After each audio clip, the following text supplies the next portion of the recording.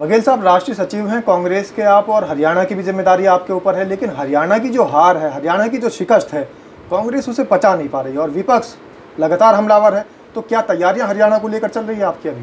देखिए, हरियाणा में हम लोग एक मजबूत विपक्ष का विकल्प है और हम लोग अच्छी तरह से जो हमारे हरियाणा प्रदेश वासियों की जो समस्या है उसके लिए हम विधानसभा से लेके सड़क तक लड़ने जा रहे हैं।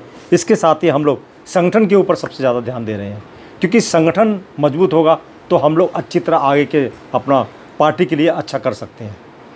संगठन तो उस समय भी मजबूत था और हरियाणा के अंदर जाट वोट जो है वो निर्णायक भूमिका में माना जा रहा था और जाटों के हाथ में ही सत्ता थी।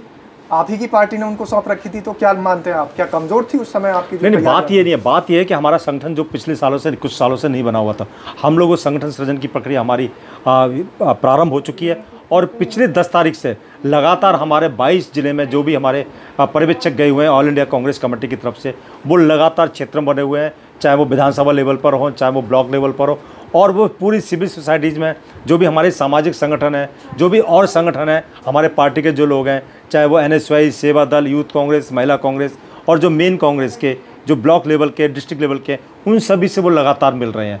वो हज़ारों लोगों से प्रत्येक जिले में मिले हैं। उसके बाद जो हमारा छन के आएगा, संक्षेप में छन के आएगा, हम उसके हिसाब से वहाँ का जिला अध्यक्ष और उसकी कमेटी बना के प्रक्रिया प्रारंभ करेंगे। चलिए, आपका संगठन वहाँ पे बढ़ रहा है और नवीनीकरण हो रहा है, लेकिन एक बात आपके नेता भी हमेशा से कहते रहे हैं और कांग्रेस के साथ साथ वहाँ के जो विपक्ष के नेता, हरियाणा के विपक्ष के नेता भी ये बात कहते हैं कि कांग्रेस को 2 लड़ाई लड़नी पड़ रही है। एक तो विपक्ष से लड़ाई लड़नी पड़ रही है, दूसरा अपने ही पार्टी के कुछ ऐसे लोग हैं जो भीतर घाती अंदर खाने उस पर नुकसान पहुंचाने का काम करते हैं कांग्रेस को। तो क्या इस बार उनकी भी सफाई होगी? देखिए, ऐसा कुछ नहीं है। हम लोग एक पार्टी प्लेटफॉर्म पे हम लोग सब एक है, ये कुछ चीज़ें ऐसी नहीं है, लेकिन हम लोग संगठन को मजबूत करने पर संगठन की प्रायोरिटी दे रहे हैं कि जो भी हमारा साथी जो ज़मीन पर, जो बूथ लेवल पर अच्छा काम कर रहा है, वो आगे उठ कर आए और आगे उठ के आने के बाद उसको सही तरह से पूरा उसकी समीक्षा की जाए कि उसका काम कैसा चल रहा है और काम की बदौलत उसको कैसे आगे बढ़ाया जाएगा। इस पर हम लोग पूरा ध्यान दे रहे हैं। लेकिन मेरा सवाल ये है सर कि जिस तरीके से भीतरघाती हमले पहले भी हो रहे थे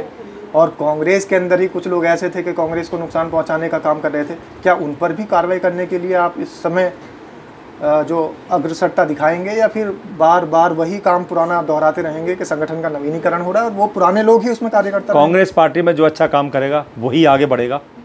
उसका एक आकलन होगा, किस तरीके से काम किया जा रहा है, किस तरीके से वो बूथ लेवल पर काम कर रहा है, किस तरह से वो जनता के बीच जा रहा है, उसका हम लोग आकलन करेंगे। बेहतरघात की ऐसी अब कोई बात नहीं है, सभी नेता हमारे एक प्लेटफॉर्म पर है। ठीक है, चलिए, आप गुटबाजी के जो सवाल का जवाब दे रहे हैं, गुटबाजी से बच रहे हैं, लेकिन मेरा मानना तो ये है कि अगर वहाँ पर गुटबाजी ना होती तो शायद परिणाम कुछ और होते। देखिए, ऐसी कोई बात नहीं है। भाजपा ने भी जो चुनाव लड़ा, भाजपा ने पूरा अपनी इलेक्शन कमीशन की इंजीनियरिंग के द्वारा, उसकी मशीनों के द्वारा, अपने प्रशासन के द्वारा उसने बहुत जांच की। यहाँ तक कि जो वोटिंग हो रही थी जिस दिन, हमारी 14 सीटें 32 वोट से लेकर 1420 वोट के बीच में हारी। हम लोग उसकी सुप्रीम कोर्ट में हमने रिट पिटिशन कर रखी है। तो इसमें जो हमने देखा कि आप उसकी फुटेज दीजिए, अभी तक उन्होंने फुटेज भी नहीं दी और उन्होंने जो भी किया, जो ज़बरदस्ती किया, सामने लोग पैसे बांट रहे थे, विपक्ष के लोग, भाजपा के लोग, और उसकी कंप्लेंट करने के बाद भी उन्होंने नहीं रोका और उल्टे हमारे उम्मीदवार को धमका रहे थे वो वहाँ के प्रशासन। तो ये सब जो उन्होंने भितरघात नहीं हुआ, बल्कि भाजपा का भितरघात था इलेक्शन कमीशन के बीच में, और इलेक्शन कमीशन को उन्होंने वो सेट करके और कांग्रेस को हराने का काम किया। चलिए, वो तो पुरानी बात रही, लेकिन अभी आप कह रहे हैं कि संगठन वहाँ नए तरीके से बन रहा है, तो आपके नेता तो कहते हैं कि सब समाज को साथ लेंगे, सबकी हिस्सेदारी होगी, जिसकी जितनी भागीदारी होगी। तो इस समय संगठन के आपके निर्माण में क्या दलित लोगों को, अनुसूचित जाति के लोगों को, जनजाति के लोगों को, पिछड़ों को भी लिया गया है? बिल्कुल सही बोला आपने। और हम लोग इस बार जो संगठन बनाने जा रहे हैं, सोशल इंजीनियरिंग के आधार पर हम लोग करेंगे कि जितने हमारे और भी समाज के लोग हैं, एक समाज का आधिपत्य ना हो, सभी समाजों का बराबर उसमें प्रतिनिधित्व होना चाहिए।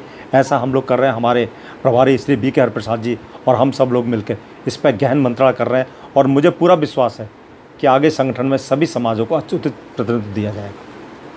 सभी समाजों को साथ लेने की आप बात कर रहे हैं, तो क्या उसमें जैसे जिस तरीके से वहाँ पर बहुजन समाज है, बहुजन समाज को भी कोई बड़ी जिम्मेदारी दी जाएगी हरियाणा? बिल्कुल बिल्कुल, जो जिसकी जिम्मेदारी होगी आकलन के हिसाब से हम लोग सभी समाजों के हिसाब से उसका आकलन करके और उनकी जिम्मेदारी देंगे।